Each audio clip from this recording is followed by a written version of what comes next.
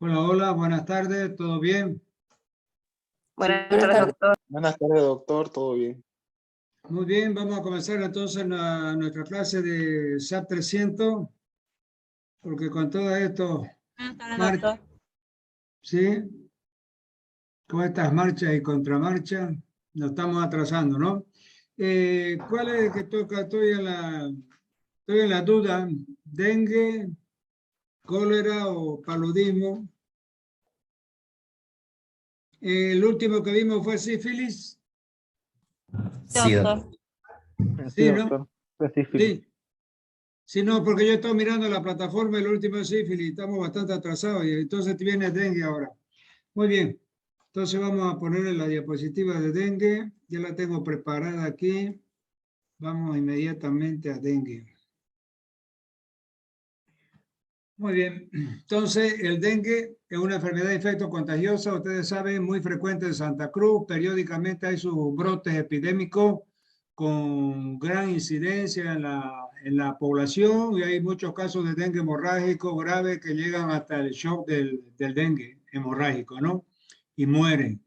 Entonces, es materia obligada en las zonas tropicales y subtropicales, donde es bastante endémica, donde hay mucha vegetación, muchos ríos, que es el hábitat del mosquito. Hacerlo. Muy bien, a ver, ¿quién es el que está hablando ahí?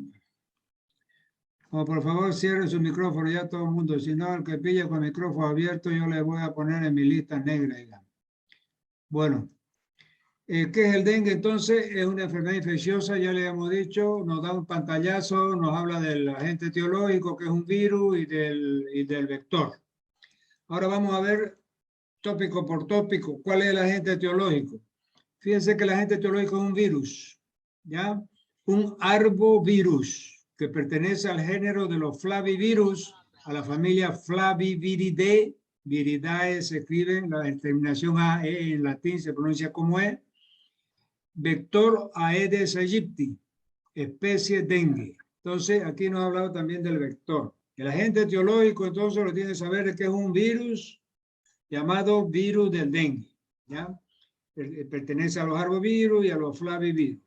Bueno, sigamos. Algunas características ahora del vector. El vector es un mosquito del género Aedes aegypti. Este mosquito tiene algunas particularidades que lo diferencian de otras especies de mosquito, como el Culex, por ejemplo, que es el mosquito común y corriente, como el mosquito del paludismo, y así por el estilo. Este Aedes aegypti tiene, primero, le gusta desovar en aguas limpias, agua de lluvia. Entonces, todos los recipientes, tachos, botellas, llantas que están en los patios y que recolectan agua de lluvia son focos, es decir, ideales para el desove de la hembra del mosquito Aedes aegypti. Otra característica, pica de día, la hembra dice pica de día, y otra característica, desovan agua limpia. Fíjense, entre la postura de los huevos lo hace cada 72 horas, pone de 50 a 200 huevitos, el ciclo de eclosión de los huevitos es de 9 días, la longevidad de 30 días a los adultos, y pica la hembra y solo de día. Solamente una curiosidad, es importante porque la cultura médica también es importante, ¿no? Muy bien. Entonces, el vector, entonces es un insecto del género Aedes aegypti, un mosquito, y sabemos que le gusta desovar la hembra en aguas limpias. Sigamos. Mecanismo de transmisión y contagio. El mecanismo es bastante simple, es decir, el mosquito no infectado, porque fíjense que de 10 mosquitos puede haber uno nomás infectado. Muchas, en un máximo 2. En epidemia puede haber 3, 4, hasta 5, imagínense, 50% de infectación, que ya es una barbaridad en plena epidemia, ¿no? Pero normalmente, como les digo, alrededor del 10%, menos del 10% son los mosquitos que están realmente infectados y que son los que transmiten la enfermedad. Entonces, el mosquito no infectado pica a una persona con dengue y al chuparle la sangre, ahí viene el virus y ese mosquito se infecta.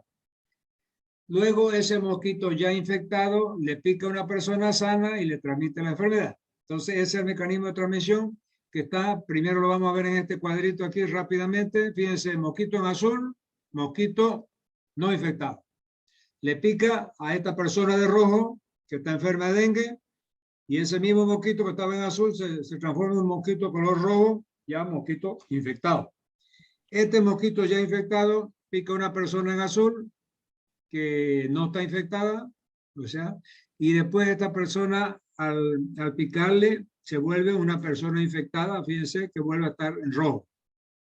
¿Ya? Entonces, lo mismo la transmisión del dengue acá, fíjense, número 1, el mosquito hembra pica a una persona enferma de dengue. 2, el mosquito después de los 12 días, de 4 a 12 días de haberse infectado, es capaz de transmitir el dengue. 3, la enfermedad se transmite cuando el Aedes aegypti infectado pica a una persona sana. Y 4, el paciente deberá permanecer aislado para evitar la cadena de transmisión. Muy bien, entonces son diagramas para facilitar la memorización de todos estos mecanismos de transmisión. Sigamos. Formas clínicas del dengue. El dengue se presenta de 3 formas clínicas. Primero, el dengue clásico. Segundo, el dengue hemorrágico. Y tercero, el llamado shock del dengue. ¿Ya? Vamos a ver ahora la sintomatología que presentan estas 3 formas clínicas de dengue. El dengue clásico. Los síntomas principales son, cuando una persona padece dengue por primera vez, tiene los siguientes síntomas del clásico. 1, fiebre alta, que aparece repentinamente. Dolores intensos en músculo, eso es mialgias. Dolores en articulaciones, eso es artralgia. Dolores en los huesos, eso es lo mismo. Dolor de cabeza, cefalea y dolor en los ojos. Fíjense que yo siempre les repito a mis alumnos, es muy clásico ese dolor en los ojos, que los pacientes cuando están en nuestro consultorio nos refieren, doctor, me duele la semilla de los ojos. Esa es la palabra textual que ellos utilizan, que están indicando que es el globo ocular. Ellos sienten que el dolor es exactamente bien localizado en los globos oculares. Por eso dicen, me duele la semilla de los ojos. Muy bien, algunos enfermos pueden presentar sarpullido en tronco, brazos y piernas. Fíjense que esa palabra sarpullido es una palabra más popular, más de la ciudad, más del paciente de a pie que se llama, que se usa mucho en España, ¿no? Sarpullido, ¿no? Es decir, está en la lengua castellana, pero en términos técnicos, médicos, es más elegante la palabra exantema, ¿ya? Entonces, cualquier lesiones de piel tipo mancha, planas, ¿ya? Son los exantemas. Inclusive ya hay una palabra en inglés que es el rash. Rash es el exantema. Y esa palabra ya está media castellanizada porque ya se escucha mucho en la jerga médica hablar de rash en determinadas enfermedades, ¿no? Muy bien. Entonces puede aparecer un rash o un exantema de origen viral que es producido en el dengue clásico. Estos síntomas empiezan a presentar entre 5 a 8 días. Entonces, entre 5 a 8 días después de la picada del mosquito infectado, la persona comienza a tener fiebre, mialgia, artralgia, cefalea, ¿no? Puede aparecer ese exantema en el tronco o en las extremidades y dolores en los ojos, también en los globos oculares.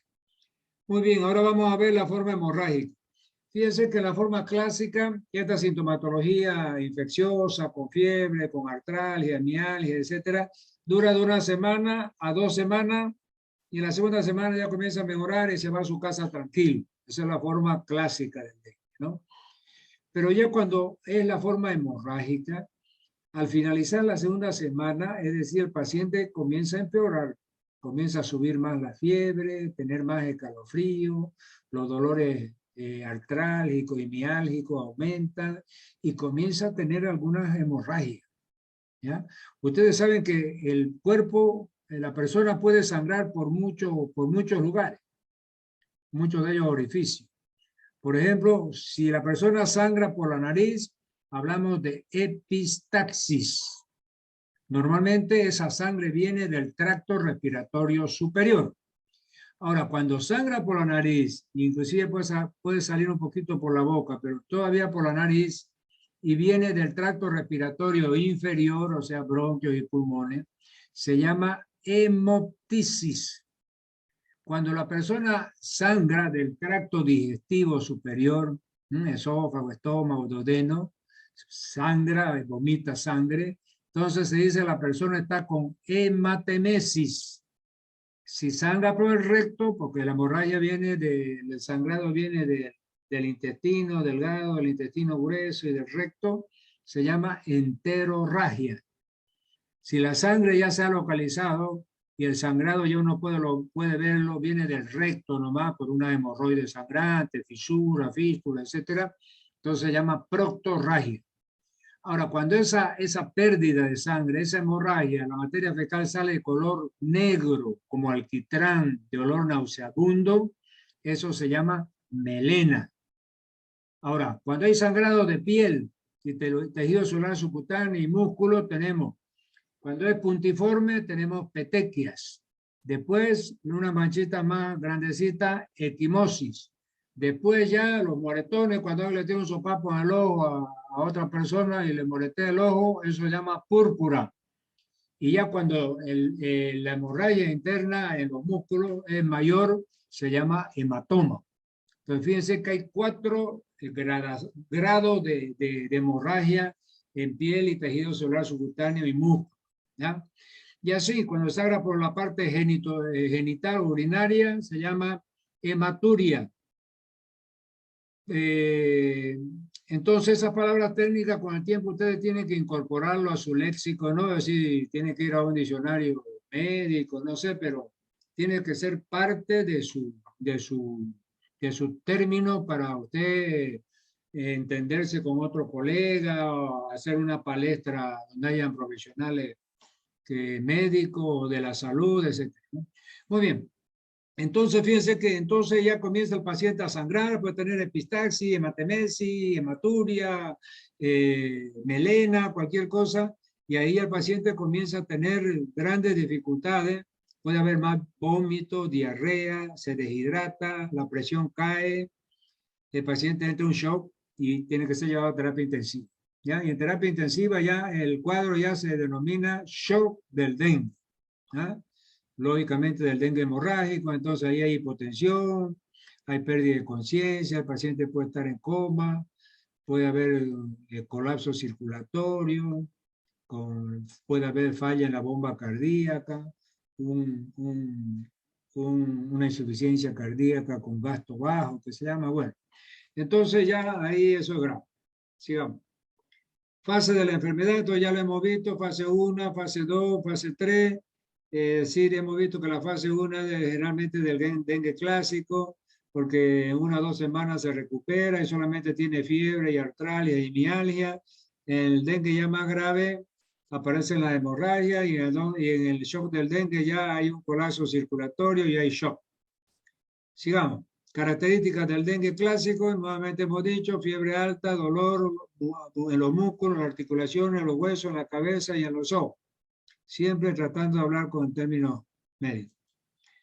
Criterios de gravedad, bueno, los criterios de gravedad del dengue hemorrágico, fíjense, grado 1, fiebre acompañado de síntomas generales no específicos, la única manifestación hemorrágica es una prueba del torniquete positiva.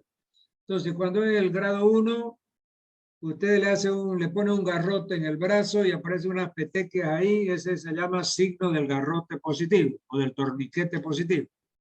Ese es el grado 1 de gravedad. Grado 2, hemorragia espontánea, como yo le dije ya, hematuria, hematemesis, hemoptisis, etc. Grado 3, insuficiencia circulatoria, como yo le decía, la presión cae, entra en colapso circulatorio, entra en shock, está débil, tensión diferencial disminuida, hipotensión, piel fría y húmeda y agitación. Esos son síntomas de shock.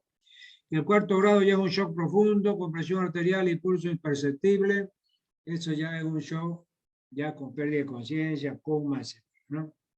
Son los criterios de gravedad del shock. Signos de alerta del dengue, dolor abdominal, Signos clínicos: vómitos persistentes, sobrecarga de fluidos, sangrado de mucosa, letargia, aumento del tamaño del hígado mayor a 2 centímetros. Entonces, cuando hay dolor abdominal, vómitos persistentes, sobrecarga de fluido, ¿qué quiere decir? Hay edema, aparecen edema de miembros inferiores, sangrado de la mucosa, como ya hemos visto, ¿no? Los distintos orificios, epistaxia, hematemesia, etcétera. Letargia, que es con un sueño, está sonoliento el paciente, y hay aumento del tamaño del hígado, llama hepatomegalia, ¿no? Mayor a 2 centímetros. Laboratorio: aumento del hematocrito conjuntamente con rápida disminución de la plaqueta. Entonces, si usted le hace un hemograma, va a ver que el hematocrito está aumentado, en vez de estar en 45, que es lo normal, puede estar en 50, 60, y la plaqueta baja, normalmente son 250.000 por milímetro cúbico, y abajo de eso hay plaquetopenia. Sigamos. Eso lo vamos a ver en sangre. Todos esos valores ustedes tienen que manejarlo como el pan nuestro de cada día. Bueno, diagnóstico laboratorial. Bueno, eso lo llamo sangre de fisiología, ¿no? Ustedes ya, los que cruzaron conmigo ya deben ser doctores, ya deben estar recetando, ¿no? Los que cruzaron fisiología. Los otros no sé. Bueno, el diagnóstico laboratorial, fíjense que un paciente, el antecedente. Usted sabe que el paciente llega al consultorio, lo primero que se hace es el interrogatorio, la anamnesis. Se sienta el paciente, se le pregunta su nombre, su edad, su dirección, si sus padres viven, si no viven, si tienen alguna enfermedad crónica, diabetes, hipertensión, etcétera, ¿no? Y bueno, después para ver si hay alguna enfermedad hereditaria, alguna enfermedad congénita. Y después se pasa al examen físico. El examen físico, lógicamente, hay que tomar la presión, ocultarlo, el corazón, los pulmones, hacerle la palpación abdominal, etcétera. Todo el examen físico completo. Ustedes ya lo van a aprender en semiología. Y ahí, fíjense, el paciente viene y dice que es de la zona rural, ¿ya? O sea, donde más incidencia de dengue hay. Ha viajado a un área endémica de dengue, ¿no? O sea, usted tiene una fiebre que le apareció hace 2 días, de así de repente, tiene anorexia, falta de apetito, náusea, rash, fíjense que ahí está la palabra que yo le decía en inglés, rash, ¿ya? Pero fíjense que ahí ya está mal escrita porque R-U-S-H, rush se escribe, pero se pronuncia rash. Bueno, mialgia, artralgia, signos de alarma, T del torniquete positivo, leucopenia. Ese entonces son el diagnóstico presuntivo. Ya con toda esa sintomatología, usted puede, prever que puede tratarse de un dengue, pero para estar seguro tiene que hacerle los exámenes. ¿Y cuáles son los exámenes? Fíjense que aquí a la derecha en azul está. Primero, es decir, si se puede hacer, tiene dinero al paciente o tiene seguro, qué sé yo, es hacer un cultivo del virus con identificación. Otro que se puede hacer es inmunofluorescencia directa y PCR. Esa PCR ya todo el mundo la conoce porque ahora con el COVID sí se ha hecho popular la PCR. Hay PCR para dengue, PCR para un montón de enfermedades, ¿no? Bueno, entonces, cultivo de sangre, hemocultivo, inmunofluorescencia indirecta y PCR. Esas son las 3 pruebas que se hacen de rutina en el diagnóstico laboratorial del dengue. Sigamos nuevamente al diagnóstico laboratorial. Fíjense que además de esas pruebas que hemos dicho, usted le puede presentar el ELISA. ¿Ah? Entonces ahí tiene ELISA y PCR. Ahí ya tiene, todo el mundo habla de ELISA y PCR por el COVID, como yo les decía. Entonces no es difícil acordarse, ¿no? Anticuerpos, es decir, cuando hacen la inmunofluorescencia y la identificación, cultivo e identificación del virus, que ya es más caro, demora 5 días más o menos en tener los resultados. Esas serían las pruebas laboratoriales para dengue. Sigamos. Prevención del dengue. Entonces, como vamos a ver, cuando hay una epidemia o para prevenir las grandes epidemias, como han venido en Santa Cruz sucediendo cada 5, 7, cada 10 años, epidemias grandes de dengue, que la incidencia estaba en 200.000, 300.000 personas, y de esas habían algunas con dengue hemorrágico, otras fallecían también con shock del dengue. Entonces, la OPS y la OMS, recuerdo, recomendaban de que yo estaba en el sede en esa época, recomendaba de que se tenía que hacer periódicamente destrucción de criadero, uso del herbicida y uso de insecticida. ¿Qué quiere decir? Nosotros, para prevenir el dengue, esas grandes hemorragias en los centros urbanos bien poblados, es decir, ya no basta con, porque por ejemplo, si una familia quiere ir al campo y le pregunta a un médico, amigo, pariente, qué sé yo, ¿cómo me puedo proteger de esas enfermedades que son transmitidas por vectores, insectos, la vinchuca, etcétera, ¿no? Entonces, el dengue, fiebre amarilla, ¿no? Entonces uno le recomienda los EPI, equipamientos de protección individual. Es decir, para familia, 2 o 3 miembros o para una persona, tiene que ser, ¿cuál es el EPI? Mosquitero o repelente, malla milimétrica en la ventana, ropa adecuada, manga larga, jeans de preferencia para que no haya lugares descubiertos donde aproveche el mosquito para picar. Esos son los EPI. Pero ya cuando se trata de prevenir esta enfermedad, esa grande epidemia, entonces ya hay que hacer estas 3 operaciones. Primero, la destrucción de criadero. ¿En qué consiste la destrucción de criadero? Es una operación de guerra que el CEDES, junto con la alcaldía municipal, o sea, el gobierno municipal, la 8ª División de Ejército, y se forman brigadas de 2 o 3 personas que la integran a veces, también muchos llaman para ayudar a la facultad, a la carrera de medicina, de la Gabriel, de las universidades privadas, etcétera, para integrar esas cuadrillas que van a hacer destrucción de criadero. Entonces van casa por casa con su identificación, se identifican, nosotros somos del CEDES, somos estudiantes de medicina de la Gabriel, qué sé yo, venimos a hacer destrucción de criadero. Entran con su martillo y su credencial y van a los patios. Entonces, todos esos utensilios de los patios, lata, botella, llanta, tacho, olla, etcétera, que sean capaces de recibir agua de lluvia y quedar estancada ahí y que va a ser nido de mosquito, ahí va a desovar la hembra del mosquito adulto. Entonces hay que hacer la destrucción. La llanta la agarran y la mandan y la llevan a los camiones de la 8ª División. Para eso se pide la ayuda también de la 8ª División con su flota de camiones. Y toda esa llanta vieja la llevan a Normandía. No sé, ahora la irán a llevar ya al nuevo vertedero, ¿no? La llevaban a Normandía y al salir le decían, señora, esta bolsita blanca es un polvito que es para matar las larvas, o sea, un larvicida, se llama abate, A-B-A-T-E, abate, ¿ya? Entonces échale a las piletitas, a los charcos que tiene por ahí, cuando ya se salen después de la destrucción de los criaderos. Entonces, cuando ya el mosquito sale del huevo y ya una larvita está nadando en el agua, lo único que los mata es el larvicida. Entonces ahí hay que usar larvicida. Y si ya el mosquito es adulto y está volando, ese solamente muere con el insecticida. ¿Y cuáles son el insecticida? Fíjense que aquí dice, si hay huevo, no hay mosquito. Sin huevo, no hay mosquito. Acá fíjense, destrucción de los criaderos.